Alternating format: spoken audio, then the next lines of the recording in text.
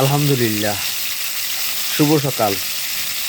দুপুরের জন্য পাক শাক করছে আমার ওয়াইফ। দেখুন কত সুন্দর ম্যারিনেট করে, দেখুন মুরগির মাংস কুটে গরম পানি দিয়ে ধুয়ে রান্না চড়াইয়া দিয়েছে। আমরা দুপুরে খুব মজা করে খাবো। হা হা হা হা। দেখুন গাইস, দেখুন কত সুন্দর করে রান্না বান্না করছে। দেখুন, দেখলে পরাণ ভরে যায়। দেখুন কত বড় বড় রান। দেখুন এই যে রান দেখছেন গাইস, কত বড় বড় রান।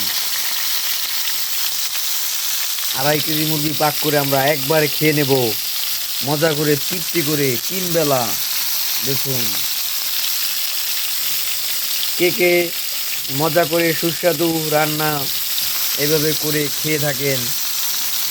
দেখুন আগে ভাইজা নিতে হইব, অনেক সুন্দর করে ভাইজা নিতে হইব।